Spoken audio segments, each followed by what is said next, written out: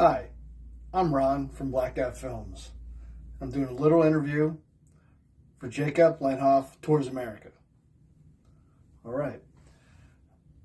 I became a filmmaker because did a couple things on set for a couple films, and I was watching and learning and decided, why not give it a shot? I can do this. I like movies. So I figured one day, I went to Chris, said, hey Chris, want to make some movies? And he was like, sure, why not? So we put our heads together. I started writing. We bought some equipment and started making movies. And we do a lot of random stuff where I'll be like, grab a camera, let's go, Chris.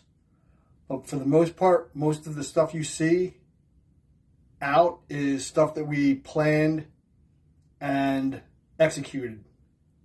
We do a lot of random stuff, but it's still sitting in editing. We haven't edited yet because, like I said, they're random and we've got bigger projects to worry about. So I am very random. I will tell Chris to pick up a camera like off the spur and say, let's go do something. You might not see it for a while, but we get it out there. And we really don't do auditions for casting. We generally go with friends. Like, I know a lot of people and I'll make phone calls like, hey, you want to be in a movie? Or I'll put it out to Facebook or Instagram. Who wants to be in a movie? And people will answer me back, do their thing. And I'll say, okay, meet me here, be here. But for Fragmented Mind, I brought in some actors that I knew from other sets. And I knew that they would work for what we're doing. So I called them in. They came. We made a film. And it was incredible. What filmmakers influenced me? It's a good question. I'm going to say my major influences are Quentin Tarantino, Robert Rodriguez.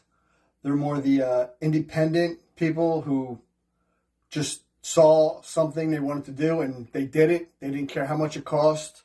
They just jumped in there, grabbed the cameras, and started making films. So I kind of look up to them.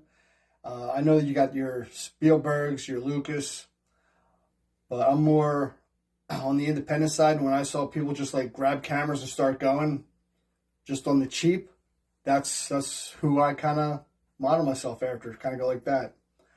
And most of my early influences in movies were probably like 80s comedies.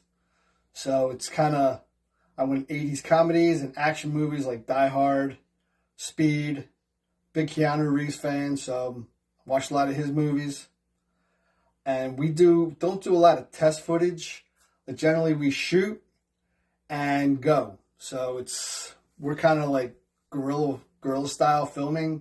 So when we film, it's pretty much we don't do test shots. We just go right for it.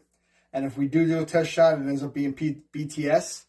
So that's why you see a lot of BTS on our sets, because we find good footage and we make funny stuff behind the scenes. And even though we do a lot of horror, the behind the scenes is hilarious.